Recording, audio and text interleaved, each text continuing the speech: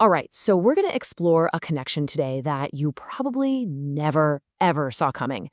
What in the world does that questionable container of leftovers in your fridge have to do with manifesting your deepest desires? Well, it turns out a lot more than you think. Let's get into it. Oh, you know this scene. We've all been there. You're just staring into the refrigerator, playing that really risky game of, is this still good to eat? You've got these mystery containers, bits of last week's takeout, and it's the source of this, low-key daily stress. So how do you even decide what stays and what goes? Well, luckily for all of us, the internet has a guide for that. And this first piece of material we're looking at is about as straightforward as it gets. It's a no-nonsense, no-fluff chart for clearing out the physical clutter in your life, starting right there in your kitchen. And what's so great about this is just how clear it is. No more guesswork, no more sniffing something and hoping for the best. That leftover chicken you've been looking at, you got a 3-day countdown. That pizza, a little more generous, 3 to 4 days. It's just a super simple system for cutting through all that clutter and making a fast decision. So the most crucial takeaway here is this. Most of the stuff you cook has a really clear expiration date. If you don't remember anything else, just remember this 3 to 4 day rule. It's your simple guide to keeping what's fresh and letting go of what is just not serving you anymore. That's easy enough, right? But what if we took that exact same logic, this whole idea of clearing out the old to make room for the new, and applied it to something you can't really touch? I'm talking about the expired thoughts and beliefs that are cluttering up your mind. Okay, so let's shift gears to our second guide. This one tackles a much, much bigger question about the law of attraction. And it frames manifestation not as some kind of magic, but as a process, kind of like a recipe you can follow. A lot like our guide to leftovers. And this really shows the promise perfectly. The guide basically says, forget empty wishing. We're talking about real, practical, actionable steps. I mean, think about it. You can't just wish your fridge clean, can you? This guide suggests you can't just wish your dreams into reality either. You have to actually place an order. So what's the secret sauce here? Well, the guide presents it as this core formula. It's not about just passively wanting something. It's about actively tuning in to the right frequency.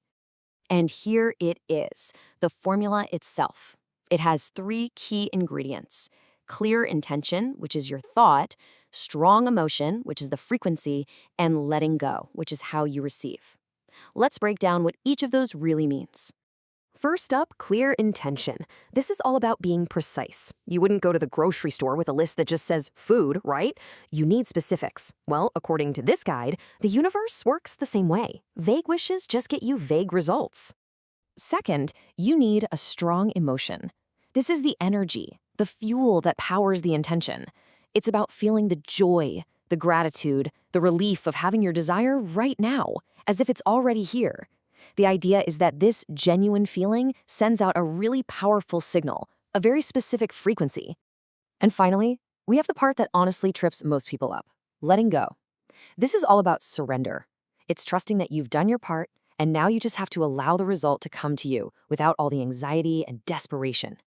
So, we have the formula. Now, how do we actually use it? Well, the guide breaks it all down into a really simple 3-step process for placing your order with the universe. And you'll see these steps directly mirror the formula we just looked at. It's a very clear sequence. Get specific, feel the feeling, and then trust the process. So let's look at exactly how to do each one. It all starts with the words you use. When you say, I want to be rich, your energy is actually focused on the wanting, on the lack of it. The guide suggests this powerful shift. State it in the present tense, like it's already happening. I am so happy and grateful now that I am receiving. That tiny change in your wording completely reframes your entire signal. Now, for step 2, you basically have to trick your own subconscious mind. And here's why. Your subconscious can't tell the difference between a real memory and a vividly imagined one. So you build that memory. You visualize it with all your senses until you feel that genuine joy. That right there, that's when the signal is sent. And that brings us to step 3, with what might be the single best analogy in this whole guide. Think about ordering something online. You click buy, and then what? You trust it's coming. You don't panic. You don't check the tracking every 5 seconds. You just know it's on its way. That's the energy of surrender. So let's bring this all back together. We have one guide for clearing out physical things that are past their prime, and another for clearing out old mindsets to make way for a brand new reality. And here is where it all connects so beautifully. On one side, you have the trust that your order from the Universe Express is on its way.